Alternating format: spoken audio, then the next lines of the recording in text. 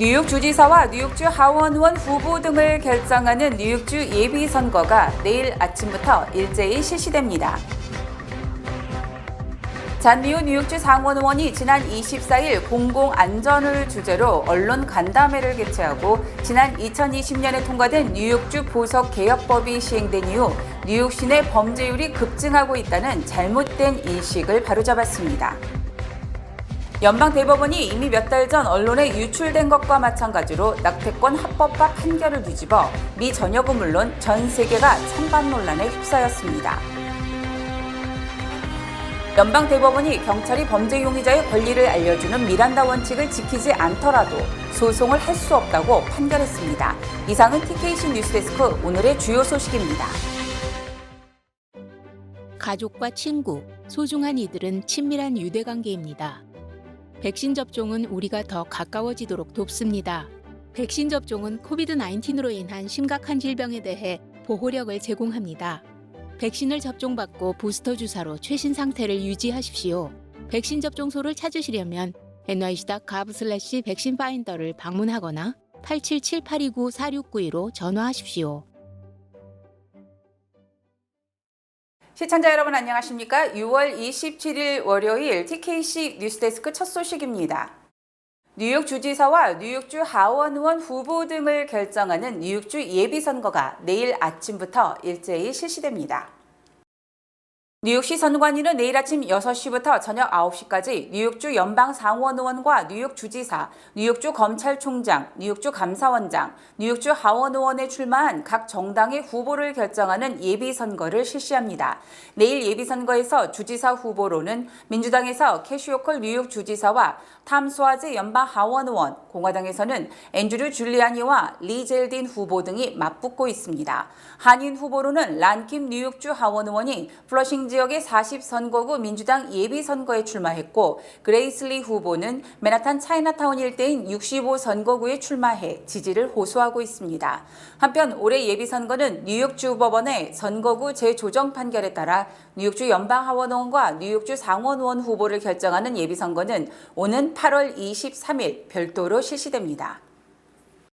잔미우 뉴욕주 상원의원이 지난 24일 공공안전을 주제로 언론 간담회를 개최하고 지난 2020년에 통과된 뉴욕주 보석개혁법이 시행된 이후 뉴욕 시내 범죄율이 급증하고 있다는 잘못된 인식을 바로잡았습니다. 리 의원은 이날 베이사이드 소재 지역구 사무실에서 아시안 언론을 초청해 많은 뉴요커들이 2020년에 통과된 보석개혁법에 대해 잘못된 이해를 가지고 있는 것 같다며 보석개혁법에 대한 배경과 내용을 설명하는 시간을 마련하기 위해 간담회를 개최하게 됐다고 말했습니다. 그러면서 보석개혁법은 보석제도를 개혁한 것일 뿐 그 이하도 이상도 아니라고 강조했습니다. 경미한 범죄 혐의라고 해도 단돈 수백 달러가 없는 사람들은 법원 출석 전까지 구치소에 수감돼야 하는 반면 악랄한 범죄 용의자라도 수만 달러의 보석금을 지불하면 법원 출석 전까지 자유롭게 일상생활을 할 수 있기 때문에 오랜 시간 동안 주 의회 내에서 보석개혁법이 추진된 것이라고 리우 의원은 설명했습니다. The courts closing down had absolutely nothing to do with bail reform. Mentally ill patients being discharged from hospitals, nothing to do with bail reform. Police morale in the aftermath of Black Lives Matter, maybe some connection to bail reform, but not a solid connection. So the things that we have under our control, we need to address each one of these problems separately. 리 의원은 지난 2020년부터 시행된 뉴욕주 보석개혁법이 코로나19 팬데믹의 시작과 겹치면서 다수의 아시안 혐오 범죄 용의자들이 보석개혁법으로 거리를 활보하다가 범죄를 저질렀다는 생각은 사실 맞지 않다고 지적했습니다. 시민들의 잘못된 정보와 인식이 보석개혁법안을 지지하고 통과시킨 정치인들의 손에 피를 묻히고 있는 것과 같다며 안타까움을 호소했습니다. Bail reform only reformed bail. Bail is just a money deposit.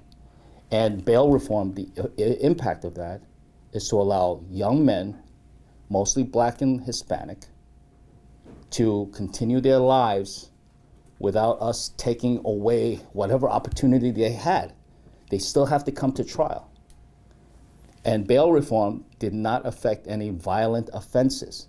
So if somebody's arrested for killing or for rape or for armed assault, those are not, we didn't change any of that.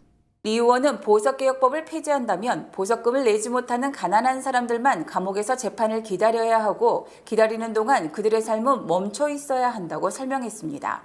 리 의원은 법안에 대한 궁금증을 해소하기 위해 주민들과의 타운홀 미팅도 계획 중이라고 덧붙였습니다. 연방대법원이 이미 몇 달 전 언론에 유출된 것과 마찬가지로 낙태권 합법화 판결을 뒤집어 미 전역은 물론 전 세계가 찬반 논란에 휩싸였습니다. 연방대법원은 지난 24일 헌법에는 낙태에 대한 언급이 없으며 그 같은 권리를 암묵적으로라도 보호하는 헌법 조항도 없다며 이제 낙태 문제는 국민이 선출한 대표에게 돌려줄 때라고 판결했습니다. 이에 대해 바이든 대통령은 대법원이 미국을 150년 전으로 되돌려 놓았다며 너무나 많은 미국인의 헌법적 권리를 앗아간 것이며 매우 슬픈 날이라고 비판했습니다. 대법원의 이 같은 판결은 낙태를 허용하는 세계적 추세를 역행하는 것이며 일부 보수적 정치인을 제외한 대부분의 정치인은 물론 국민들도 강력하게 반발하고 있습니다. 특히 여성들은 지난 25일과 26일 이틀간 전국 방방곡곡에서 대법원 판결에 반대하는 시위를 벌였으며 또 낙태 반대론자들은 낙태 시술을 하는 의료기관의 기물을 부수는 등 미국이 낙태 문제를 둘러싸고 두동강나고 있습니다. 또 일부 주들은 타주의 낙태 희망자를 환영한다며 피난처가 되겠다고 밝혔으며 벌써부터 낙태가 가능한 약품이 불티나게 팔리고 있습니다. 연방대법원이 경찰이 범죄 용의자의 권리를 알려주는 미란다 원칙을 지키지 않더라도 소송을 할 수 없다고 판결했습니다. 연방대법원은 지난 24일 법 집행기관의 공무원이 미란다 원칙을 따르지 않았다는 이유로 시민에게 고소당할 수 없다고 판결해 인권이 크게 약화될 수 있다는 우려를 낳고 있습니다. 사무엘 알리토 대법관은 미란다 원칙 위배가 그 자체적으로 수정헌법 5조의 묵비권 조항 등을 위반하는 것은 아니라며 미란다 원칙이 고소 권리로 확대될 명분은 없다고 밝혔습니다. 미란다 원칙은 용의자가 묵비권 행사, 변호사 선임 등의 권리가 있음을 사법기관 관계자로부터 고지받아야 하며 미란다 원칙을 고지받지 않은 상태에서의 자백은 불법으로 간주한다는 것입니다. 대법원은 1966년 미란다 원칙은 공권력의 강압적 수사로부터 최소한의 인권을 보장한다는 취지라고 판결했지만 이번 판결로 제동이 걸렸습니다. 이번 판결에 따라 앞으로 경찰들은 용의자 체포 과정에서 미란다 원칙 고지를 하지 않을 가능성이 커졌으며 이때 진술 등이 유효한지에 대한 소송이 잇따를 것으로 전망됩니다.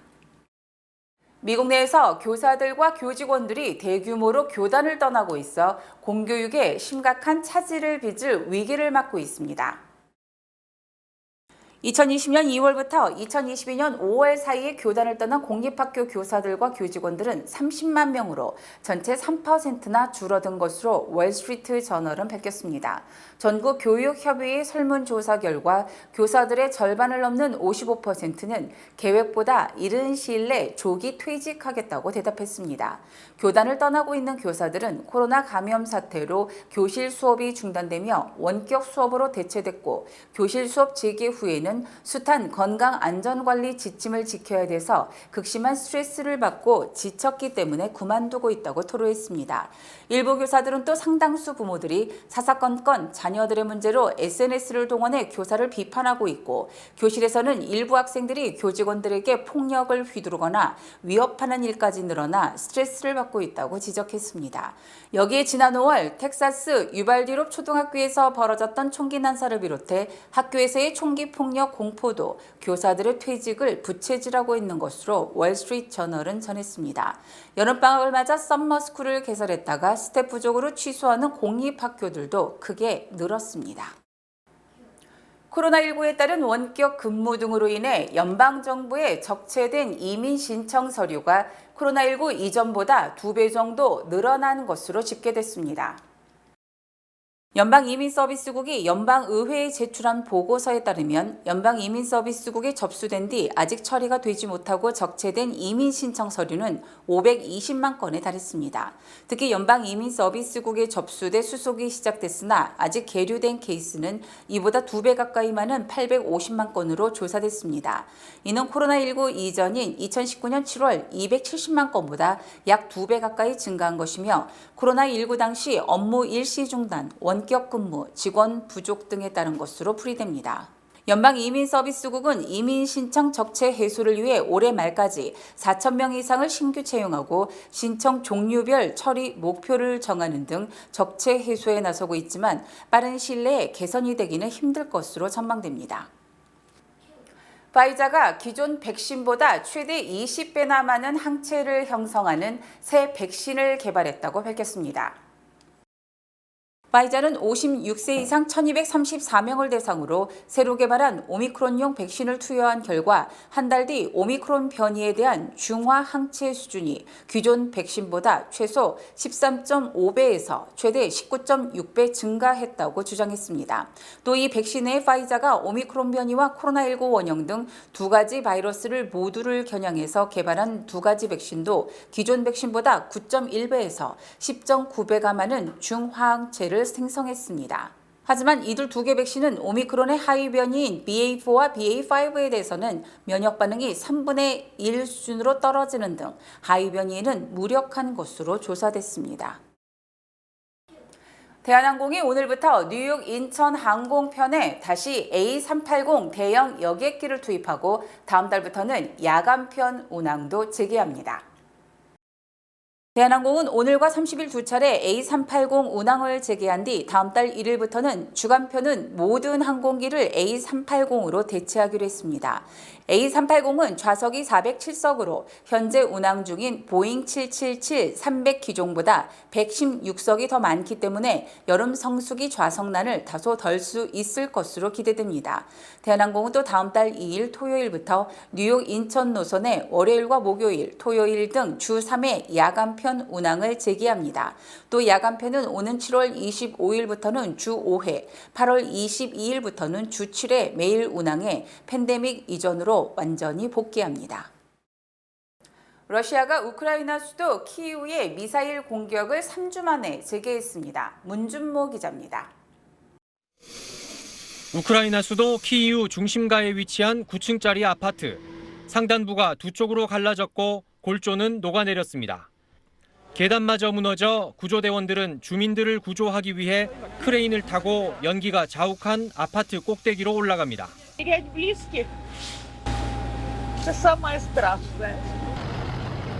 러시아군은 지난 주말 수도 키이우를 포함해 우크라이나 여러 곳에 대규모 미사일 공습을 가했습니다.